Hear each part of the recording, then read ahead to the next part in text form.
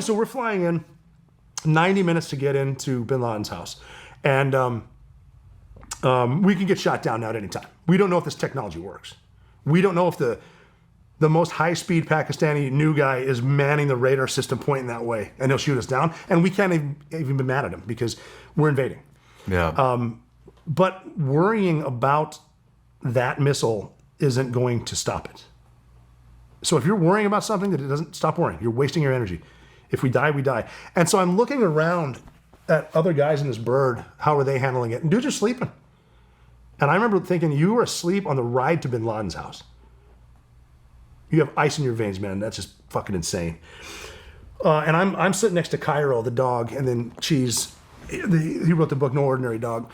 They're back there, and Cairo's just being a good boy, and I was counting to keep. I learned in Kosovo as a sniper to count when you're glassing something, and you just count 0 to 1,000, 1,000 to 0, and then change your cadence. Keep your mind working, but keep focused. And we're like 90 minutes in, or 80 minutes into a 90-minute flight, and we banked to the south. And I don't know how I remembered it, but I was counting 556, 557. Freedom itself was attacked this morning by a faceless coward, and freedom will be defended. Politics, whatever. That's what George Bush said on 9/11. And I was like, shit, I'm going to keep saying that. And then it's like, wow, I'm on this mission. We're on this mission. We're going to fucking kill him. So we did another bank, and then the air crew guys opened the door, and now we're looking out. It's not even, and that's something they don't get credit for. The air crew guys, they put their asses in those seats too. If we get shot down, they're dying as well. And their job was to keep the bird flying and open the fucking door. What if we couldn't figure out how to open the door? Something that simple. He knew how to do it. He opens it up. Now it's Abbottabad, Pakistan is a resort town. And there's electricity. This is not a training area. This is not Afghanistan. This is some serious Navy SEAL shit we're about to do. So the perfect plan was, I was in the second bird. The first bird's going to go right in between bin Laden's house and the guest house. They're going to fast rope everyone out.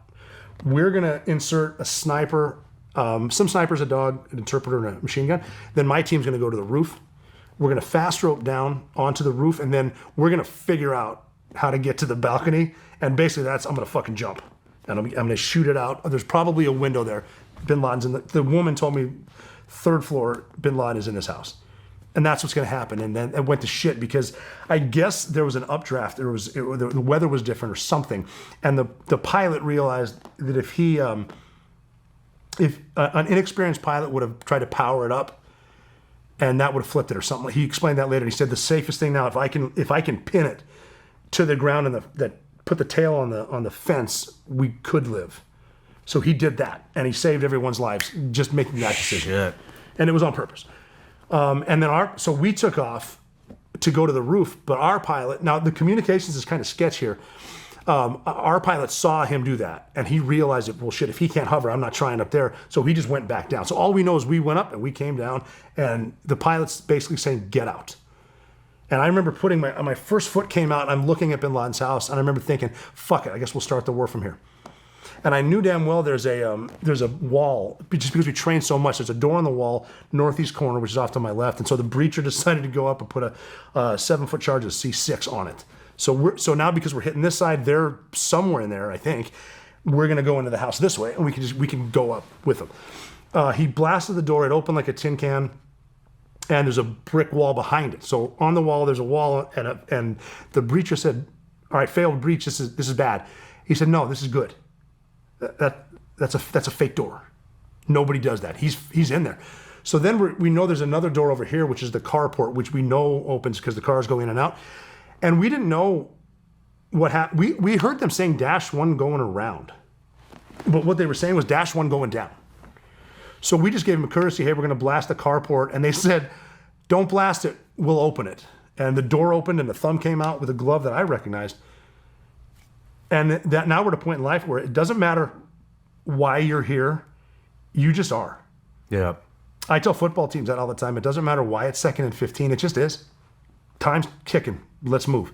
So we walk in. It didn't make sense to me why they're in there. I saw the air crew standing there. I saw American flags, but different gear. I remember thinking, who the fuck are these guys? Whatever. And so there's already a gunfight, stuff's going on. Explosions. We go into the main house. There's guys going down the hallway. This is the first floor of bin Laden's house, and we're backed into this into this room, and I'm like looking around for bombs. Like they're going to blow this house up. If anyone's going to martyr himself, it's Bin Laden. I don't see any, but I'm seeing guys knowing that they could blow up, but they're not. It's not affecting them. They're doing their jobs and being proud of them. Like this is just, you guys are fucking cool. And the guy next to me in the room, he whispered and he said, "Helicopter crashed." And I said, "What helicopter?" And I thought some of the birds behind us had crashed, but he said, "Bro, our helicopter crashed in the front yard. You walked right past it." Holy shit. It's like, okay, that makes sense. So I'm watching guys do their jobs, even though this is an extremely high threat situation. And dudes are dealing with problems. But what I remember seeing, the guy just told me the helicopter crashed. And I'm like, "What helicopter crashed?"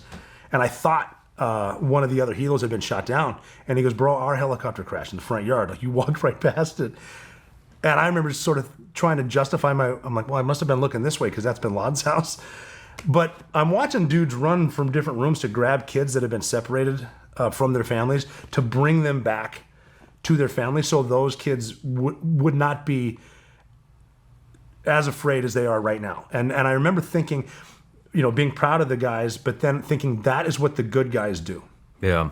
Al-Qaeda's not doing that when they come to our house. No. You're going to shoot it out, they're going to cut people's heads off. We do that because we're the good guys. And I'm sure you've seen it in combat. Yeah. But now we're on the first floor, and then they breach to the second floor. The woman that found Bin Laden said, "I don't know what it looks like inside, but there will be a stairwell going to the second floor, and you will run into Khalid Bin Laden. And he's 20 years old. That's Bin Laden's son, and that is his last line of defense. He will be armed on the stairwell." And she was so badass. She said, here's the way she put it: "If you can ace him, you get a shot at the big guy." And that's a cool brief right there from a badass, So she was right. And it turns out she was 100% right on every single person in and out of that house. No shit. Nailed it. But we get to the stairwell, and it comes up, it comes back. So the stairs go this way, there's a little area, and then it comes this way. And Khalid was there, and he jumped behind a banister. And I'm at this point now, because I had the front row seat to the coolest mission in modern history. I'm just watching cool guys, right? And they're going up the stairs, and he jumps back, and I'm a certain amount of guys back. And normally in an urban setting, if we're fighting up, I will pull guys out. I only want a certain amount of guys on there just to avoid unnecessary deaths if he starts dropping shit on us, like grenades and whatnot, or takes a shot down the stairs.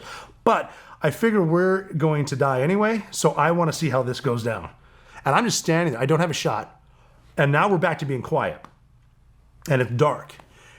And the point man said something like, and I'm going to fuck this up, it was something like Khalid, Urfa Idek, Khalid Delta Rasha. Something like that, but it was basically come here, in two different languages that he knew Khalid spoke, which I think is incredible, because I would have thought he would have pinned it, try to get a shot off. And Khalid simply got confused, and he leaned over the thing and went, "What?" No shit. That is the coolest thing I'd ever seen in combat. How tactically savvy are you to think of doing that? Like, well, he doesn't know. He doesn't know. We might be Pakistanis here to move him. He doesn't know. I'll just call him out. And he did. So he was armed, perfectly within his rules of engagement. We step around him. We go up to the second deck, the last set of stairs. And I'd move from this point from the eighth guy to the second guy, because everyone else went to the right and to the left, because you want to clear, obviously, the area before you move on. But now we're down to two, and we're pointing at the last set of stairs. And above it, there was a curtain. It looked kind of like a shower curtain, but it was like a green olive drab type thing. And we can see there's sort of backlit, there's people moving. And we assumed those were the suicide bombers. But Bin Laden's in there. And the guy in front of me took a shot before we got there. And they're moving around. And I'm the two-man. And my job as the two-man is to hold him and wait. His job is to simply look forward. Don't drop security, and I got you. And through effective communication, when it's your time to go, I will squeeze you. It's on. I'm just telling you through effective communication we have enough guys. But we don't have enough guys. We're out of guys. It's two of us.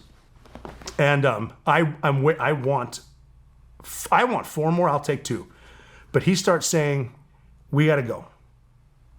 Come on, we got to go." He doesn't know it's me. He knows it's one of his guys. And what he's saying is those are basically suggesting those are the suicide bombers. But if we go right now, we can beat them. And I remember taking a deep breath, and it was by no means bravery on my part. It was more of a, okay, we're gonna blow up now, and I'm tired of thinking about it. Let's fucking get it over with. So I give him a squeeze, and he goes up, and he moves the curtain, and there are 3 people standing there. He didn't have even enough time. He just jumped on them. How he doesn't have a Medal of Honor is beyond me. He jumped on the grenade so the guy behind him could get the shot. Damn. So and simply because he went this way, I turned this way. And standing 3 feet in front of me is Osama bin Laden, and he's got his hands on Amal, his wife's shoulders. And I don't know what he's doing. He's not surrendering. He's maneuvering somehow. His hands are on her, and I remember thinking, he's taller than I thought. He's skinnier than I thought. So you knew it was him as soon as you turned the corner? Yep. His beard is gray. He's not surrendering. He's got to have a suicide belt. So I shot him twice when he was standing up. I shot him again on the floor, and then I moved Amal out of the way. So I can hear bin Laden taking his last breath. When I shot him, he fell to the foot of the bed. Where'd you shoot him? I shot him in the face 3 times. I moved Amal, and his 2-year-old son is now standing there. And this is the humanity of everything. This kid has got nothing to do with this. I'm a father, and I picked him up, and I moved him to the back of the bed, and she'd been shot, and I turn around, and I kind of froze, and I'm okay. Other Navy SEALs are now coming in the room. A lot of guys are in there, and one of my guys came up to me, and he said, "Are you good?" And I said, "No. What are we supposed to do now?" And he said, "Now we find the computers. We do this every night, hundreds of times." And I said, "Yeah, you're right. I'm back. Holy shit!" And he said to me, "Yeah, you just killed Osama bin Laden. Your life just changed. Get to fucking work."